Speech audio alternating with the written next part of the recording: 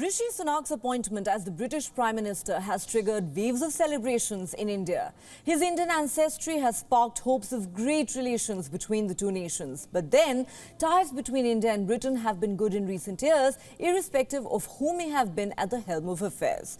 But questions are being asked about what Sunak's policies will mean for other nations. Let's first look at China. Liz Truss was officially going to declare China a threat that would have been a culmination of a decade of strained ties between the two countries. But Truss resigned before according that threat label to China. So what will Rishi Sunak do? Well, during his campaign, in the previous Tory leadership contest, Sunak had called China the largest threat to Britain. He said China was also the largest threat to global security and prosperity this century. After Sunak's elevation to the UK Prime Minister's post, China made the following statement. We have noted the relevant reports. China's position on the developing China-UK relations has been consistent and clear.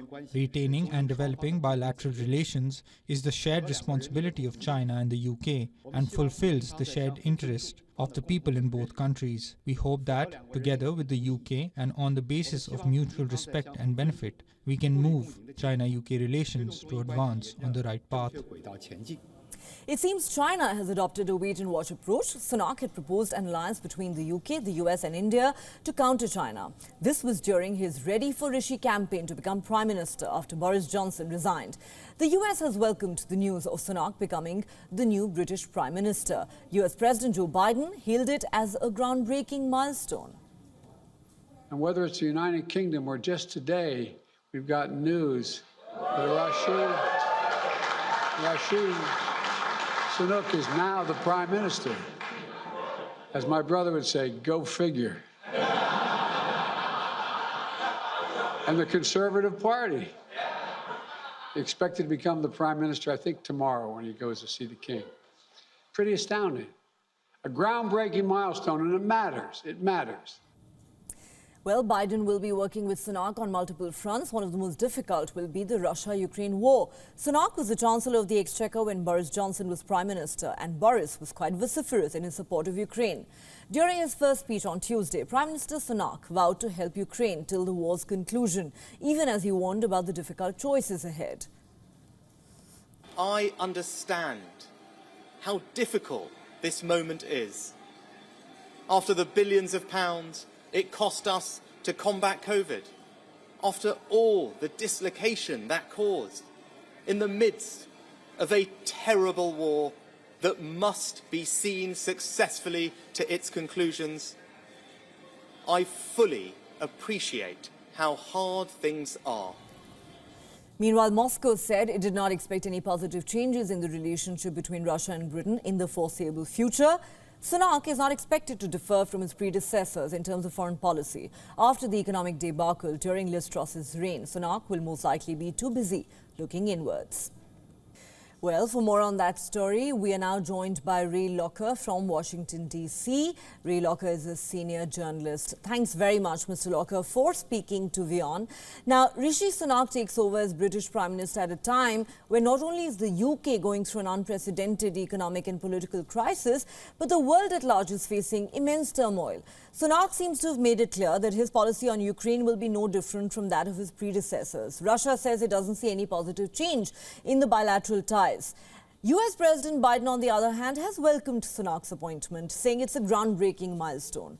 How do you see Sunak's foreign policy shaping up and impacting the world at large? I think it'll be the same as Liz Truss and Boris Johnson. I mean, particularly in relation to Ukraine, there's no real reason for Sunak to deviate from what's been going on. And he needs the goodwill of Biden and other people in the United States and in Europe. All right, you certainly don't believe that there's going to be much of a diversion as far as Rishi Sunak's foreign policy is concerned compared to his predecessors. Also, many believe that the UK is in so much economic trouble that perhaps that's where his focus is likely to be. But let's for a moment focus on China. Liz Truss has adopted a rather strident approach towards China. And during his own campaign in the previous Tory leadership contest, Rishi Sunak had called China the largest threat to Britain and to global security and prosperity in this century. What is Rishi Sunak likely to do, according to you, vis-a-vis China?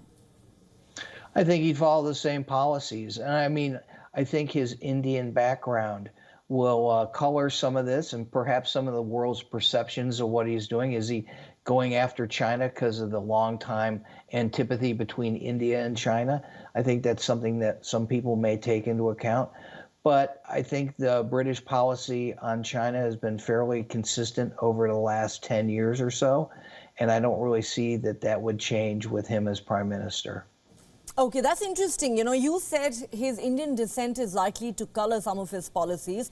Now, Suella Braverman actually got a lot of criticism, at least here in India, when she said that, you know, if migration from India to the UK was not going to be curbed, then a free trade agreement between the two countries would not be possible anytime in the near future.